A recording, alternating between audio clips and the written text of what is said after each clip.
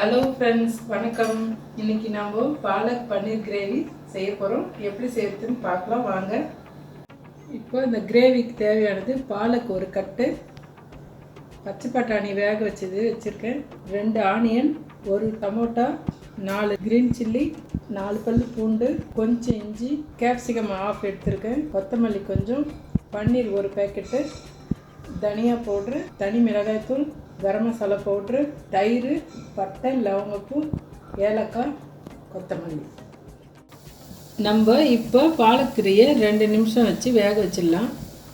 இப்போ நம்ம 1/2 டம்ளர் தண்ணி வச்சுருக்கேன்.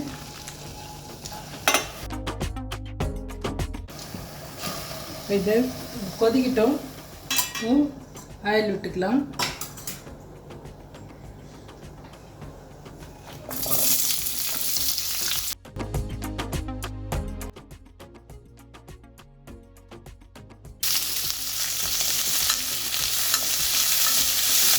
இப்போ தக்காளி போட்டுக்கலாங்க.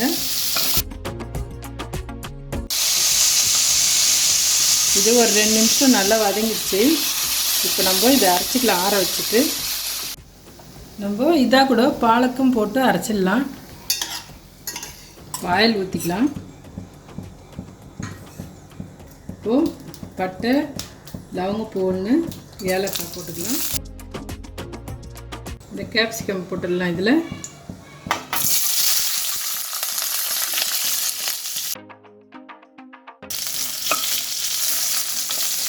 இப்போ லைட்டாக இதை வதக்கிட்டோம். இப்போ நம்ம அரைச்சி வச்சது வெங்காயம், பாலக்கெலாம் அரைச்சோம் இல்லைங்களா, அதை ஊற்றிடலாம். அதில்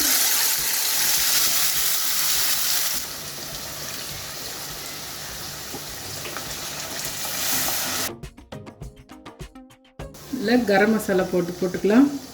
தனியா powder, red chilli powder, salt தேவையானது போட்டுக்கலாங்க. தயிர் ஊற்றிக்கலாம்.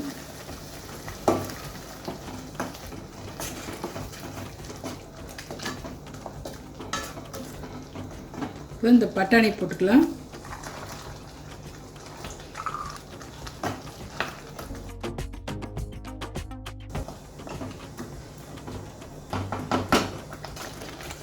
இது ஒரு 2 நிமிஷம் விடலாம்.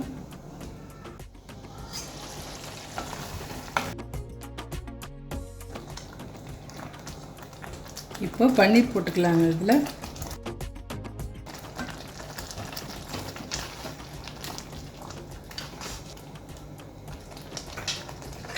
இது ஒரு 2 மினிட்ஸ் விடலாம்.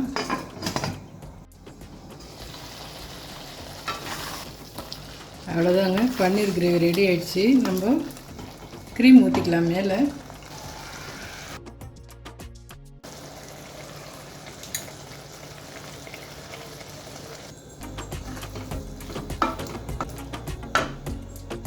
பாலக் பன்னீர் கிரேவி ரெடி ஆகிடுச்சிங்க. நம்ம சப்பாத்திக்கு தொட்டுக்கலாம், தயிர் சாதத்துக்கு தொட்டுக்கலாம், எல்லாத்துக்கும் நல்லா மேட்ச் ஆகும். இது நீங்கள் வீட்டில் செஞ்சு பாருங்கள். உங்கள் ஃபீட்பேக் கொடுங்க.